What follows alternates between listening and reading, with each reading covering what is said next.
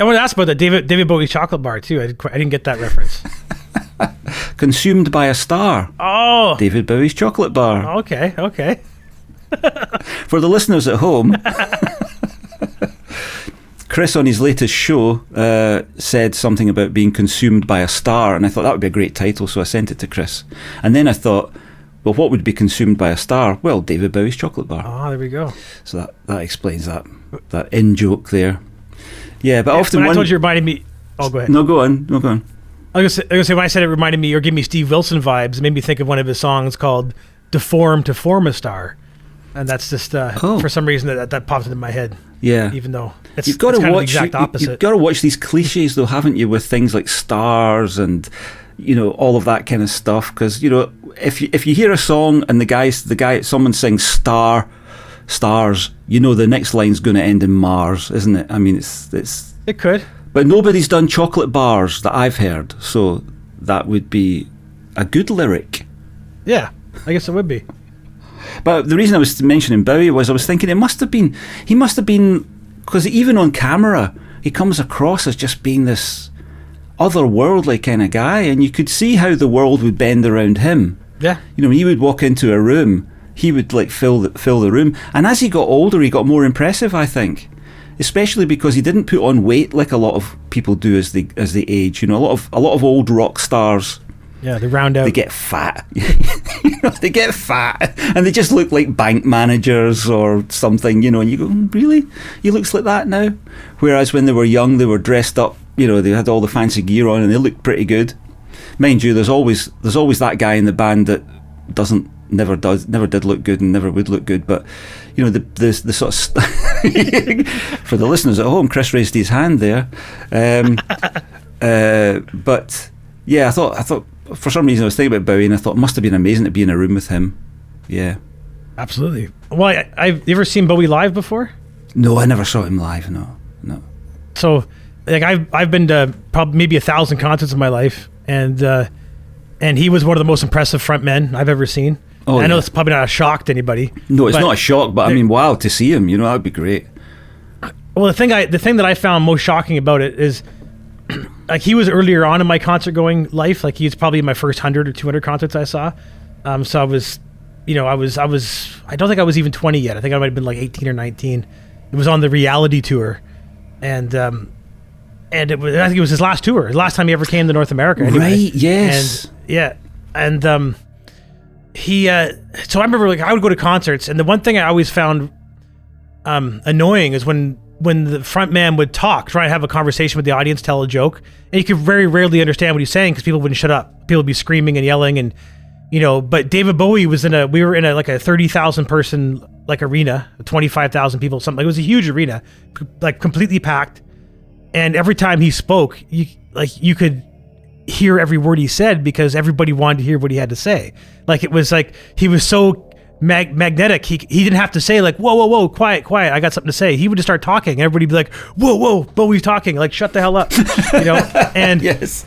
And I've only seen that a handful of times. Like, I've like when I went to see Dave Gilmour live, he tried to talk a few times between songs. I couldn't hear a word he was saying. Yeah. He's not a magnetic front man. If he's not even really a front man at all, except for he just sings and he's up front of the stage. He's a great. I think he looks great when he's playing guitar, though. He's got one of the best guitar pose faces. He does. Of any of them, I think he looks like he's really into it. I love him when he's playing guitar. I love to watch that.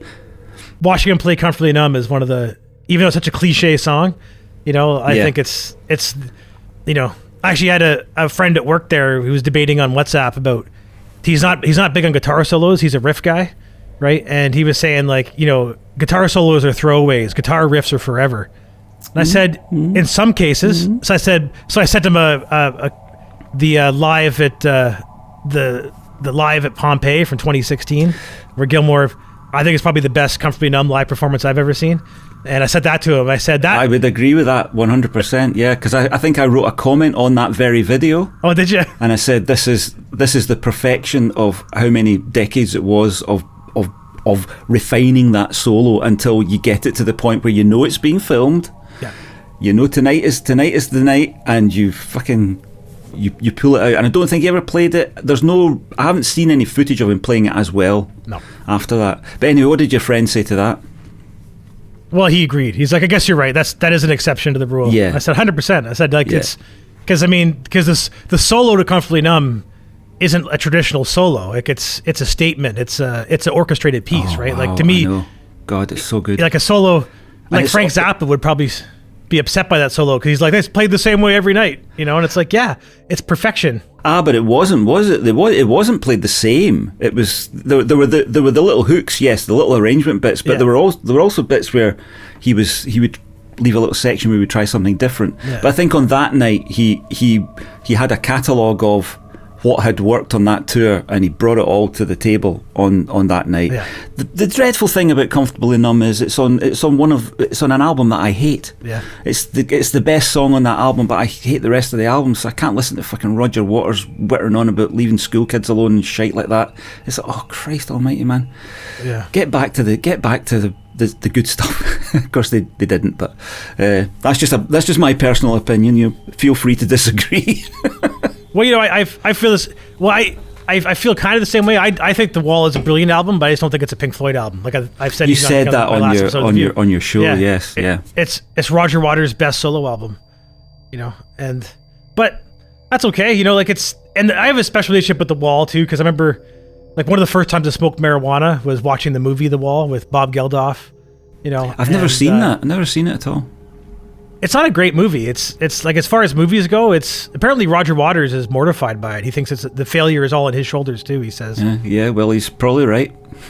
But at 12 years old though, or whatever I was when I first watched it, I remember thinking I thought it was great because, like, this, I really like the portrayal. Like there's a scene in the movie, because you've heard The Wall enough to know what the album's about, I guess. Like, it's about a rock star who's and he's like having a hard time with being famous. He's having a hard time with just like the attention, and his wife cheating on him, right? Because like they even actually have a recording of a phone call between him and his wife and her lover, because he calls her from the studio while they're recording The Wall, and it's like the operator is like reaching out to so he has to call, like, collect, right? Because you can't just call directly from New York, I guess, to England back then. You had to go through an operator, and so she's ringing his wife Carolyn, whatever her name was, and she's in bed with another man in his bed, in Roger's bed, and the man answers the phone, right? And it's like, collect call for Mrs. In the movie it's Mrs. Floyd to Mr. Floyd, but in the album it's because the album's where the real recording is. It's like there's a collect call, from Mr. Waters to Mrs. Waters, and then the operator goes, a man answered. I don't know why, but a man answered. And that's when Roger knew for certain, like, that his wife is cheating on him. Really? And and that's while he's in there, like, he's smoking a cigarette behind the mixing board, writing all these angry songs about being famous and how his life's falling apart, and then he finds out his wife's cheating on him, and he's just like, they portray that madness really well in the movie. Like, there's a scene where Bob Geldof is in a hotel room, and like he's watching TV watching some old war movie, and he has a cigarette between his fingers, and he doesn't even smoke it. It's just like a big long ash hanging from the filter, Yeah. And he goes into the bathroom and shaves all his hair off, his eyebrows and everything, with a broken razor blade, And then I remember, like, he has like a groupie back in the room with him, and she's like walking around going like, "Oh wow, are these all your guitars? This room's bigger than my whole apartment." And then he just like snaps and like throws a TV out the window and smashes a bunch of guitars, and and she's just running around the room screaming like, "This guy's gonna kill me!" Like, there's some really powerful scenes. I thought he did a really good job of sort of like portraying like the alienation that Syd Barrett was dealing with, I think, early on in the band, and then his alienation he was dealing with later on. And I think he was really sympathizing with Syd Barrett and realizing why Syd Barrett walked away so early. Because he saw this coming. I think it's part of that's what I think how he processed it. Like, Sid knew that this would ruin everybody. This would ruin us all. Like, it would destroy everything. And so it's just neat. So like it's cool that way. But there is some cheesiness to the movie. Like, it reminds me of a Monty Python skit at some points. I don't think it's intentional though. Like it was. Yeah. So, but who directed that movie? Do you remember who directed it? Was it somebody? Parker, yeah. Somebody. Yes, I want to think it's Parker. I forget his first name. We'll fact check that right now. Alan Parker, maybe. Alan I think. Parker, And then, that rings a bell. And, yeah. And Gerald Scarfe did all the illustrations. Yes. Well, those were of course they were wonderful. We're going to find out. But I think you should watch it anyway. Like even though you don't like the album that much and whatnot, I think you should check it out. Yeah, it was Alan Parker. Yeah, I can't watch it though. I can't because when I watch something, I'm in it. I've tried to explain this to you before. I can't idly or passively watch something, and if I'm not enjoying it, it gets really, really uncomfortable.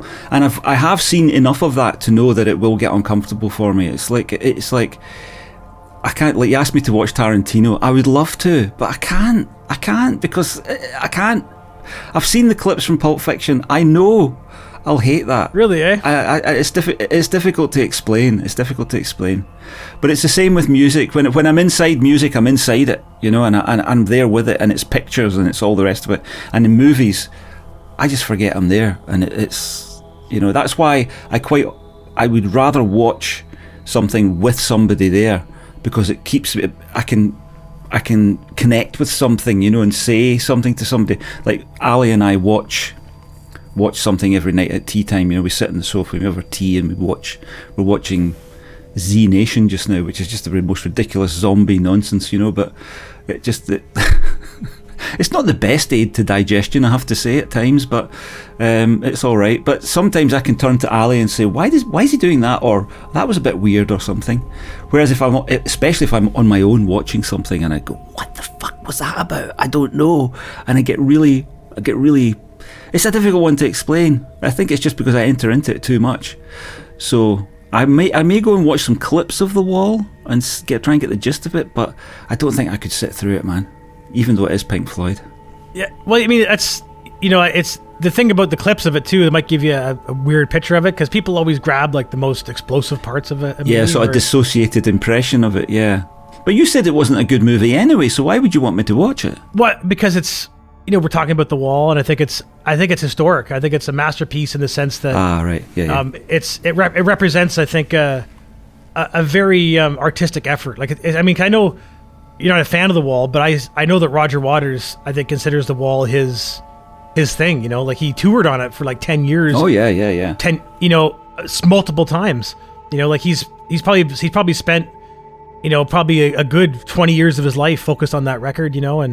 And when I saw it live, back in 2012, like done in Toronto, I was blown away by it, and him saying like, this is the vision I had for it all along. Like the technology wasn't there, the band wasn't in it. Like, I didn't have the people around me that cared for the vision the way they do now, and it was such a remarkable thing to witness. Like I was in tears watching it live, and the live production now, or should I say now, I'm talking 12 years ago, was closer to what the movie was trying to do than what you got if you watched it 1982 live or 81, whenever they were touring on it. But I understand. I get it. Like there's a lot of things, that you can spend your time doing, and watching The Wall might not be something you want to see.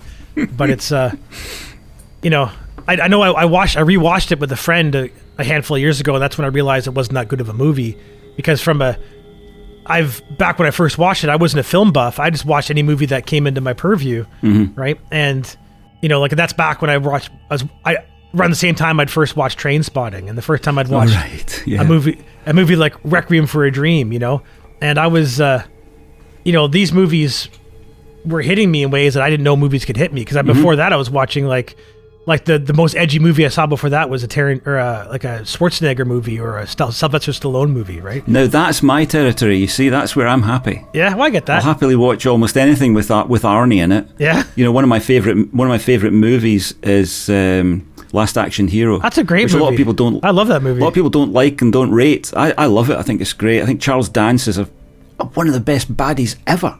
Yeah. Yeah, that's so good, so good. Such a great movie. When Arnie realizes he can't do, the things that he's done before, he gets hurt and things like that. It's great. I love it. I haven't seen that movie since I was a kid. Like I watched it when it first came out, and I haven't seen it since. And partially because I'm afraid I won't like it if I rewatch it because of that. No, I think it stands up. I think it's one of Arnie's best movies, to be honest. And I think it maybe flopped at the box office. I'm not sure, but it was a big flop. Yeah, it certainly didn't get the kind of applaud or the praise that I felt for it, because I was really into it. I loved it. Nice. But I guess that was when Arnie was at his height, but it was maybe the beginning of his slide.